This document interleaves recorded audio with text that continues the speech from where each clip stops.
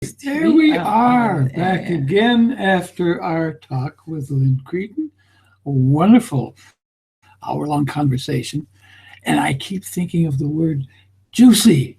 Juicy. It was just rich and powerful and sensual and sensuous and smart also. Very smart.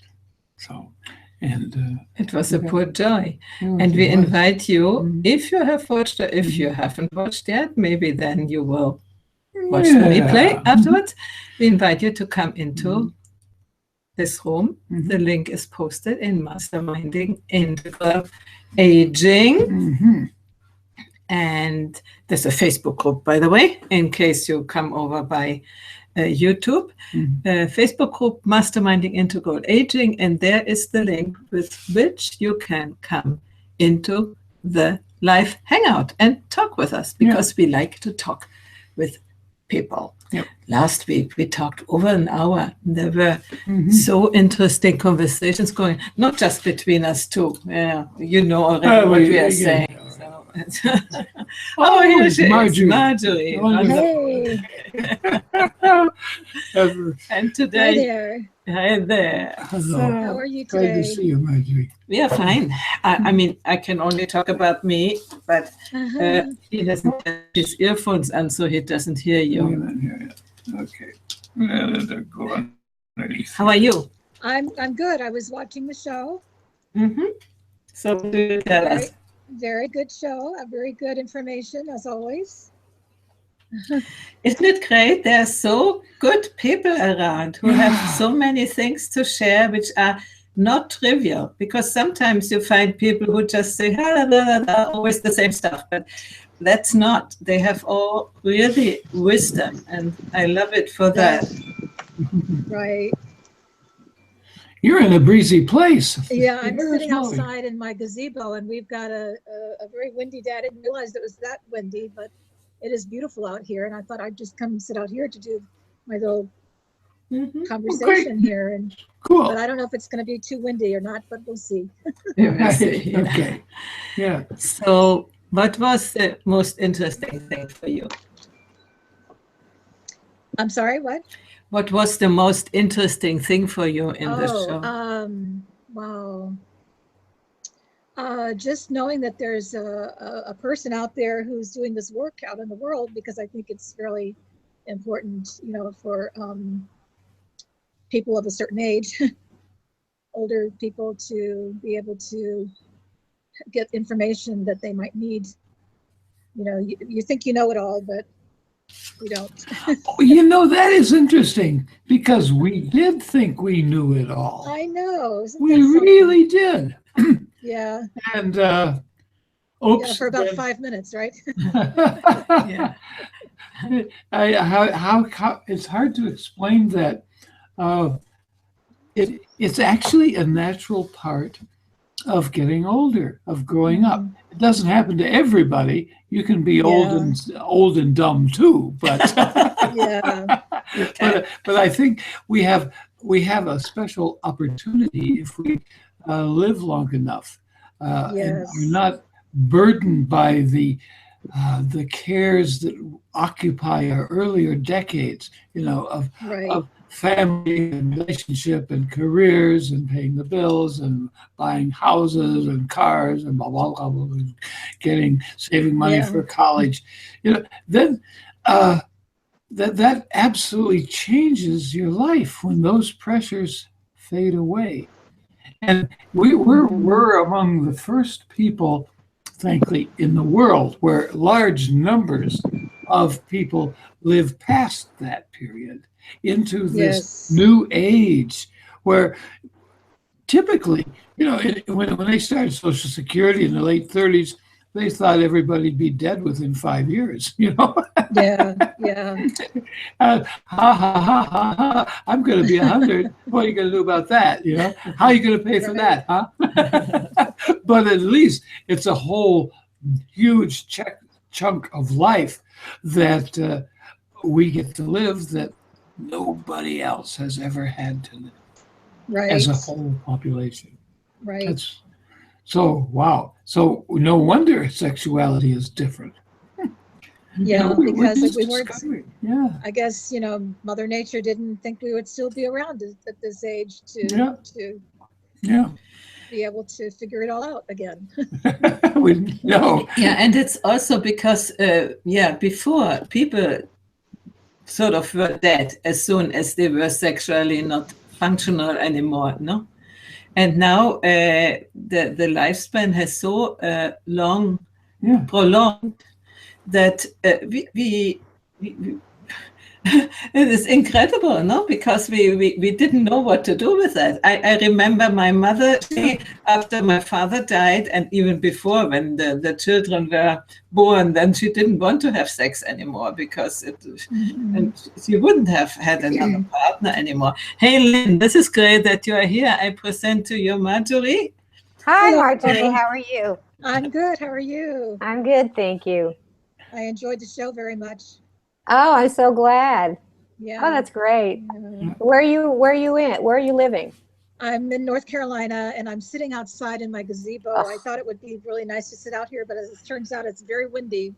Oh, But okay. it's beautiful. It is beautiful out here today, though. Oh my God. Good. Sounds great. Yeah. And when I asked Marjorie what was the greatest thing, so Marjorie, you can mute yourself when you don't speak, going up to the top of the window and clicking on the microphone. Say that again. When you go up with your cursor on the video window, there is a microphone symbol and you can mute yourself there. And when you want to speak, you can unmute yourself again. Okay. So we don't hear the wind. Yeah. Right. We hear the wind. Okay, there it is. Oh, so you Okay. muted me? Okay. No, I didn't mute No? you, but I can if you want. Hopefully Well, you. it looks like I'm muted on my side here. No, you're not. I mute you, and then you can unmute you. Okay. Who's Jay Asher? Hi, Jay. Asher. Okay. Somebody. Oh, it's gone again. And she or he was here before, but obviously it doesn't work. Anyway, Marjorie said that the greatest thing it is to know that there is somebody out there in the world who is doing this so important work and giving the information which is so much needed. And really, yeah, because it's interesting because a lot of people, they talk about sexuality, but they don't talk about senior sexuality. And the thing that's really interesting, I had a friend of mine. She ran a retirement home, and she's was hysterical because she said that they had more sex than she ever had in her whole life. The people in this retirement home. That one of a daughter of one of the residents came in and was horrified because she walked in with her mother and she walked into her mother's room and her mother was having sex with a man, and she was horrified and she was about to take her mother out of the home because she was so horrified. And I'm like, I felt so bad for that woman because she was probably having a great time. Yeah. how is it that we think that older people shouldn't have sex, and even less our parents? I mean, well, they never talked about it. No. Marjorie, if you want to come in, unmute yourself. And okay. Yeah. You have to click on the videos on the microphone symbol on the top of the window. Well, Okay. Yeah. Well, I have to admit that when my mother was in a nursing home and she was getting kind of demented, she had a boyfriend. Yeah. And when I first heard about that, my first reaction was, my mother? Oh, because she had been faithful to my father all their lives together. As it was normal. As was normal and so forth. And I just, the shock was just simply that she was with somebody else. Right. Finally. Right. And then, of course, after I understood it, oh, great, Mom, wonderful. But that wasn't the initial reaction, no. Yeah, and there's something about that. But yeah, it doesn't stop working until you die, quite frankly. I think it's like, and when I'm with the younger people, they're like all happy that they realize it doesn't end. It just gets different. Yeah. Exactly. You're working with all these young people, and that must be quite an experience because we don't know many young people. That's something missing in this cross-generational intercourse, not sexual intercourse, but it's interesting for me because I'm in new communities now, and the millennials are a super interesting group. And then I mentor these young kids. They're about 15 to 25. Also, they're called, their group is called the Collective Sex, and they're about sex positivity. And those kids, the younger ones, before the millennials, the ones after the millennials, they are incredibly fluid around their sexuality and around their relationships. It's amazing how they have different types of relationships, and they don't have some of the stuff that we did. Even the millennials, they don't have the stuff even the millennials have. It's amazing. Do they have? What stuff is that? Yeah. I mean, the millennials? Well, for example, you talk about group. stuff. Yeah. What is that? Okay, so well, we know what we had, but what do they have? Yeah. Okay, so they kind of have similar stuff that we had. They're more conscious about it, so they have in their relationships, or at least the ones that I see. So you have to understand, I'm in a rarefied field that I am dealing with people that are on a path. You know, people find me because I'm pretty left in my views, and I'm very on the fringe. Like, I'm a psychotherapist, but I'm on the fringe. So I see people that are on a path. So what they're looking at in their relationships and what they're looking at to have in their life, you know, there's a consciousness to them. But the kids that are 15 to 25, they don't even identify as masculine or feminine.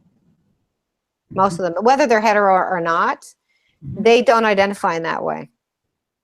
They're kind of like, they don't really have labels.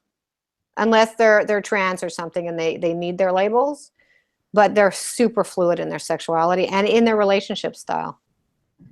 You know, so they'll have multiple partners, but we'll have one main partner, and it doesn't seem to bother them. You know, they can do poly, and it's not even, they don't even call it poly. They call it open. And they get to choose, but they're very open with their sexuality, and they're very, you know, about the way that they reveal their vulnerabilities and stuff. It's astounding to me. And is it a difference between men and women? No. Not that I can see in the younger, like in the younger generation that I'm dealing with, they are conscious and they're very unique kids. So a lot of them are in the theater, they're artists, a lot of them are trans. I worked for several years with homeless youth, and we're mostly LGBTQ. And they really don't have the same, in a certain way, the same hang-ups as we do. The millennials that I'm working with, like the ones that in Europe, they're more free, but they still have the same hang-ups. They do. You know, they're still afraid to reveal themselves. They're still, you know, they still have their stuff, and they're still kind of dealing with that stuff. Well, then let me ask, not what their stuff is, but what are their challenges in life? What are they facing? That we didn't face. That we didn't, you know, for me, when I look at the level of technology that they use, there's stuff there's relationship aspects that they are in that they're not dealing with because they're using their technology. So they grew up with their technology. We did not. Yeah. So we had to learn how to relate before we had the technology. They didn't. They had the technology right from the start. So there's ways that I will go into groups, and if they're not, you know, if they haven't done work or something, and I'll ask them just to look at each other for longer than 1 minute, the discomfort is insane. They can barely do it. This is starting to make some gears click in my head when I think about. I want also to include Marjorie, because you always talk and talk and talk. Marjorie, can you hear us? You need Can to, we unmute Marjorie? she needs to find it herself. Right on top of the window, there are the symbols that come up as symbols. Hang on.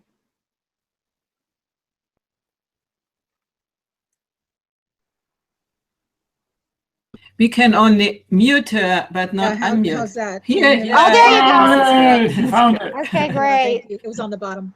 Yeah. Oh, okay. Okay. Is my camera on? Now yours is No. gone. Yours is gone. Okay, now, okay, there I am. Yep. Okay, good, good. Yeah, I was just going to ask about that younger group of people that kids you're working with. Is since they don't seem to have sex hangups, I'm just wondering, do they have any concept of what is about to happen in the world in regards to climate change?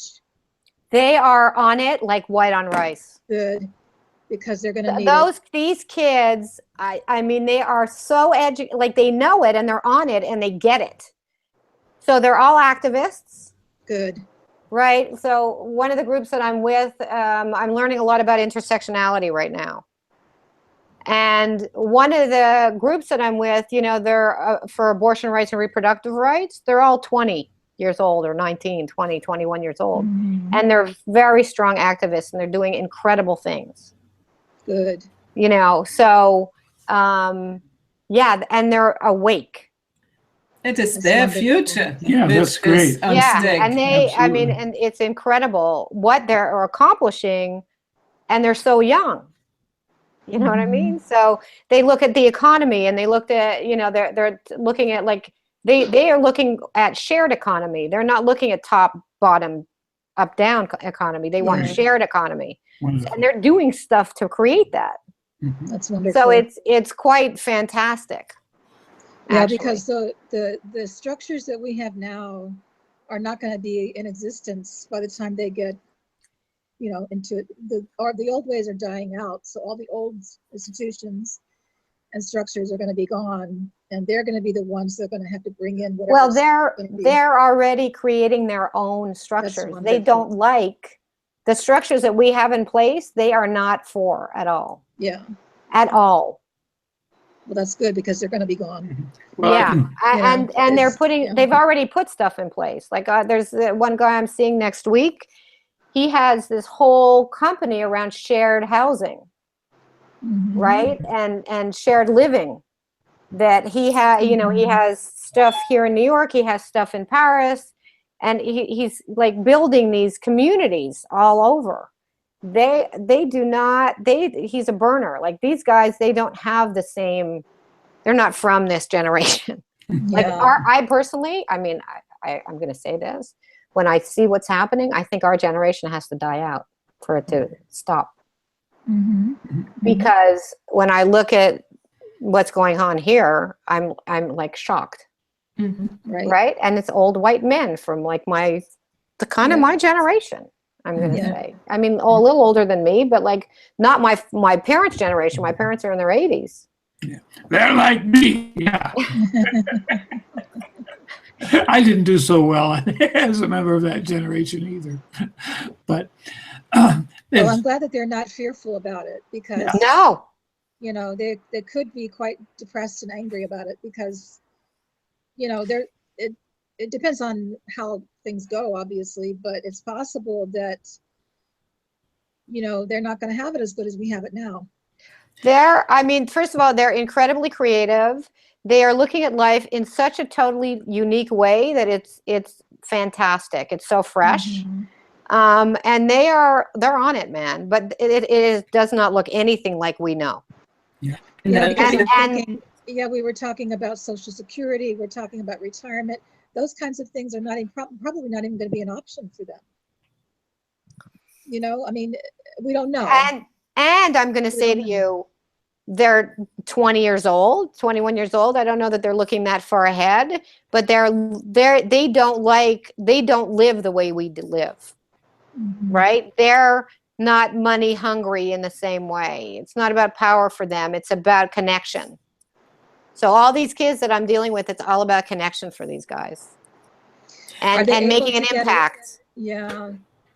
And I know at 20 years old, they probably are not thinking in terms of history or in terms of They're thinking in terms of the planet.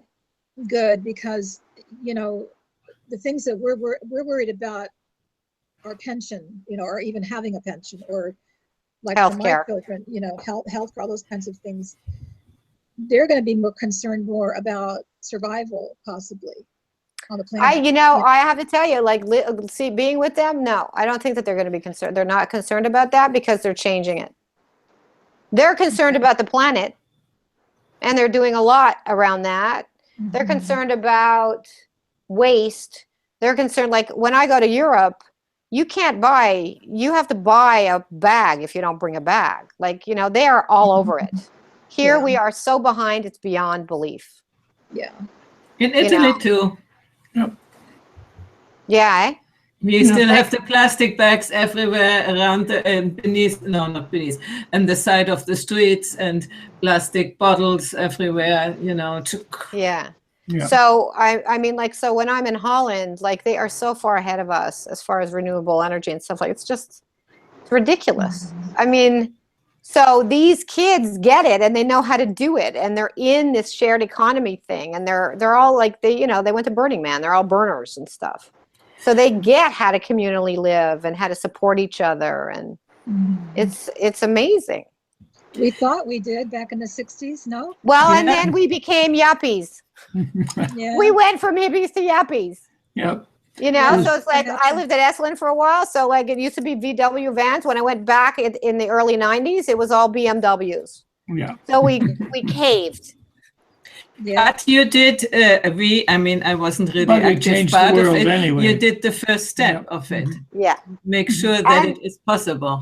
And the kids say to me, if it wouldn't have been for you guys, we wouldn't have been able to, because they are very conscious at a very early age. When I was 20, I was in the discotheque doing cocaine. Like, did I think about the world? No.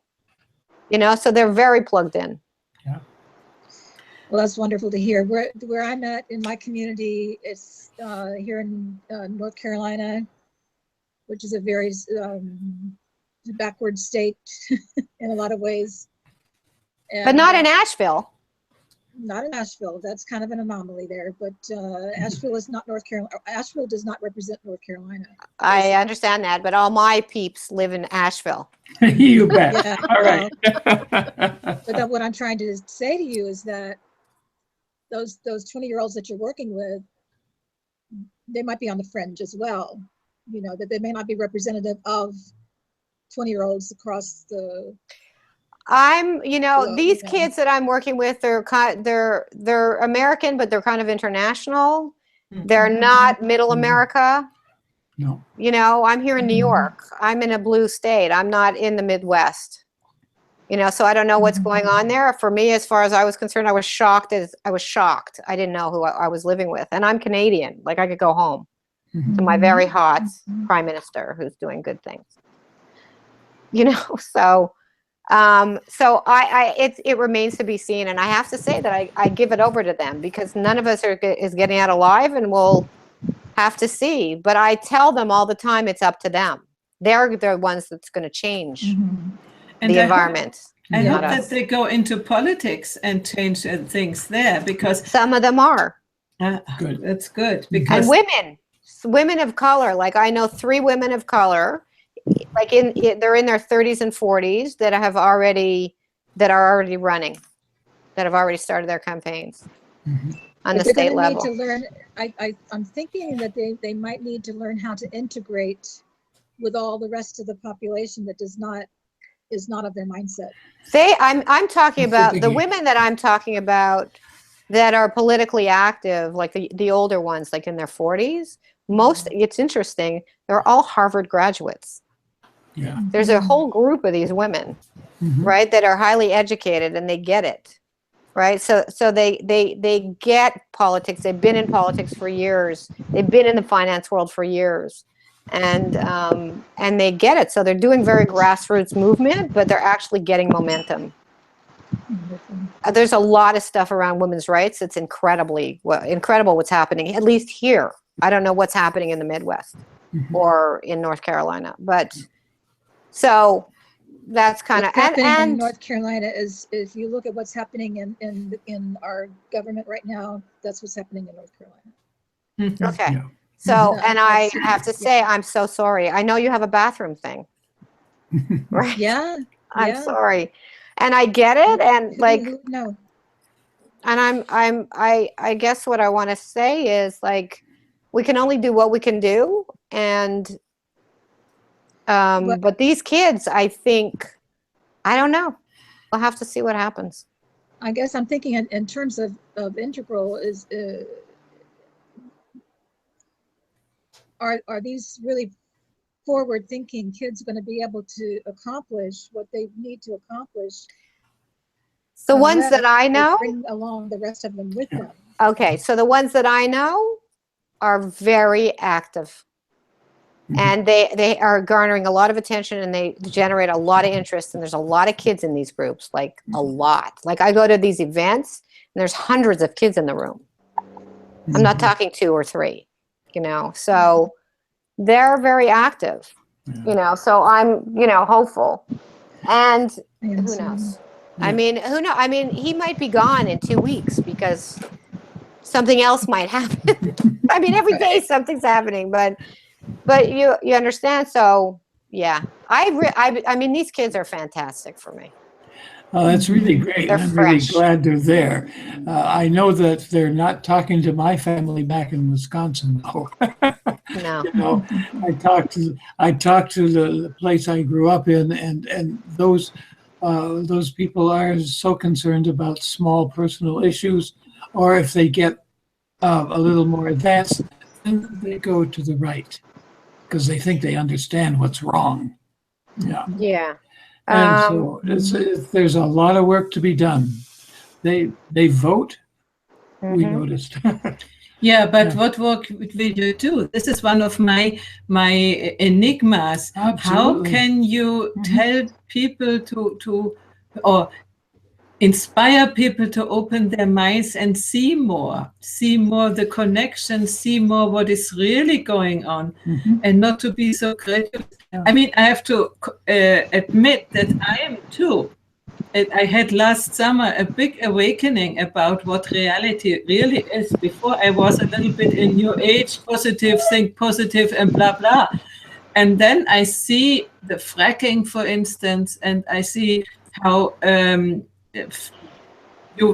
people get shut down when they go against interests and, you know, powerful interests.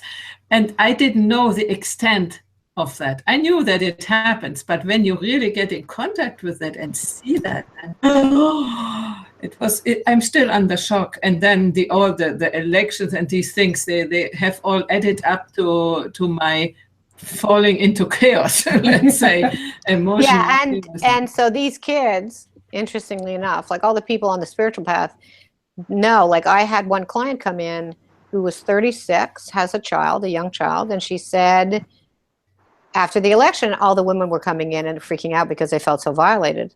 And she said, I voted for him. And I looked at her and I was like, why? And she said, because the system is horrible and he is going to blow it up. It's not going to be pleasant. He's a horrible human being. She said, but it needs to be blown up. That's why I did it. I said, yeah, but are you willing to be in the consequences for years of what you have done? Because it's going to affect your child and your health care. You know, and she said, I personally think it's worth it because the system is horrific.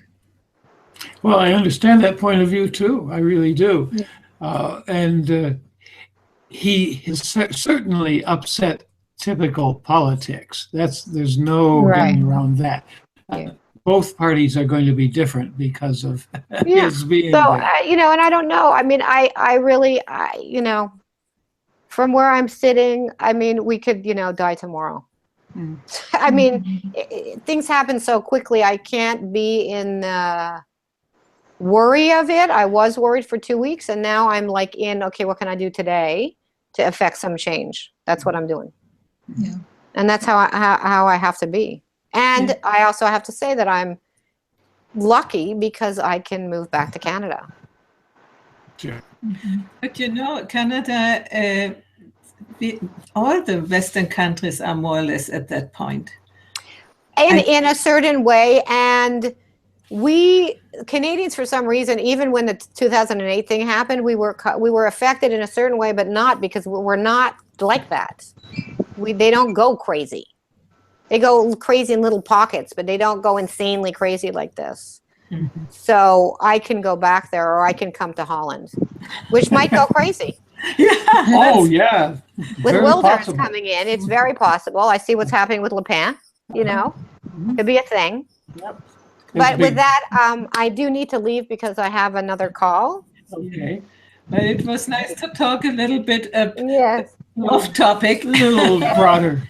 And you know, I think this is our contribution to do that and to be able to do that publicly and, you know, and not hiding behind, but I shouldn't say that because somebody could, blah, blah. There's some things I haven't said yet. Yeah. So thank you very much, Lynn. It's really, very much. Really. So appreciate it. Have a nice day. So you too. Take care. Okay. Bye-bye. Bye. Bye. I don't know how to get out of here now. You go also on top or on bottom, depends if you are on desktop or on the cell phone, and there is a little telephone symbol and a red handle. Yeah, telephone. got it. Okay, thank you. Bye. Bye. Long and prosper. Well, go on. Well, good. Marjorie, you're from Asheville, which is sort of the... No, I'm not. I'm not from Asheville. Oh, I thought you... Lynn had mentioned the Asheville, but... Yeah. Okay. So you're out in the... Yeah, I'm from the rest of the state. The Bible Belt. The Bible Belt. The Bible Belt. Yeah, and it's pretty strong in North Carolina, I know. Yeah. Yeah. Mm-hmm.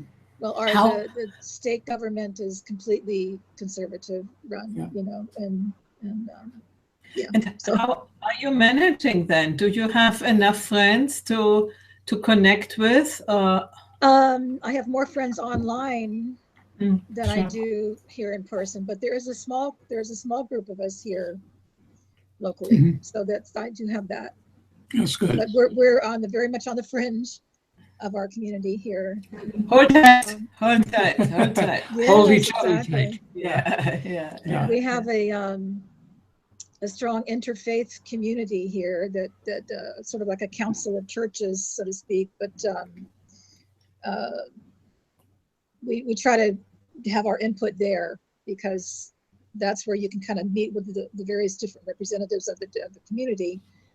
Most of them are pretty much fundamentalist Christian type of people. They're wonderful people. They are. My own family is part of them. So, but what I was trying to share earlier with the young people that, or anybody, any of us really, I think in order for us to kind of get through this kind of thing, to evolve, I know Wilbur talks about this, and others talk about it, is to sort of accept people where they are, because I think it could erupt into kind of civil war kind of thing, or just two completely different, separate polarities there, unless one of us starts to bring in the other one. In order to bring them in, you have to accept them first for who they are and where they are, and you have to love them for who they are. And that's what I'm noticing, that there is so much separation and hate and disconnect and blaming each other, which is not good. It's not good. No. And you have to kind of get past the idea that our perception of things is the right perception. You kind of have to get past that, because we don't know. I mean, we think we're right, but and everything that we believe in, everything that we're working towards, tells us that this is the way to go. More progressive, liberal, all of that. But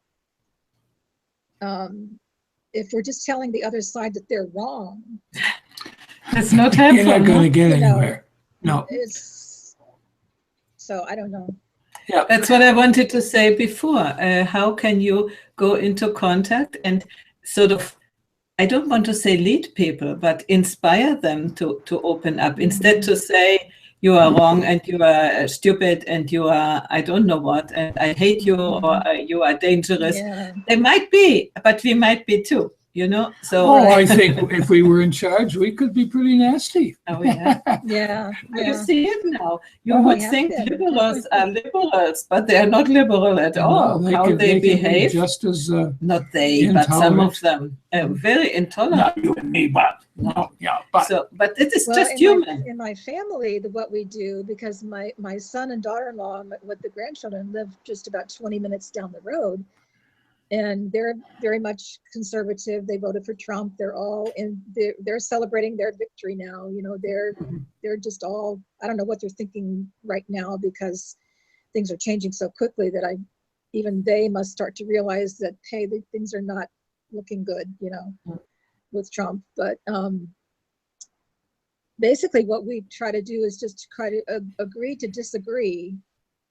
That's good. I mean, even that is sometimes not easy to get to, Mm-hmm. because if you're so convinced that you're right and then you're just like, oh. Mm-hmm. But if you can agree to disagree and then just go on with life. I mean, we've got these beautiful grandchildren here, and just be with them, and kind of there's what they call the elephant in the room. Mm-hmm. That's always there, but just try to relate as people, as what we have in common. That's which great. is basically, we're human beings and we love each other. We're family, so, and then from there, as conversation starts to get towards those really polarized, just every once in a while, sort of take the other position and sit with it for a few minutes, see if you can kind of be with that, and really listen to what it is that they believe and what they feel, I think you have a huge possibility for spiritual growth when you can say that, because really to let go of what we are so right. I find it extremely difficult. I've struggled the whole life about that. When I'm right, So yeah, and she still is. She still is. That's right. no, I've learned a little bit in that. But when it's about these topics, it's really difficult not to have separation in the family. I just come to remember that in Germany there were two brothers in the main politics, and one in the conservative and the other in the Social Democrat Party. But they were brothers and understood each other. They had completely different political position, but they had a good relationship. And I think when we succeed to be in this way, this is absolutely great. Yeah. So I don't guess we're going to solve the world's problems in this conversation, but I certainly enjoy speaking with you. We're glad to see you coming back. Yeah, that's really fun. That's really nice. Yeah. Thank you. I'm happy to be here. Thank you. So hopefully see you next week. Yeah. And have a nice week. Thank you. Absolutely. You too. Right. Okay. Bye-bye now. Bye-bye. Bye-bye, Margie. Bye. Bye.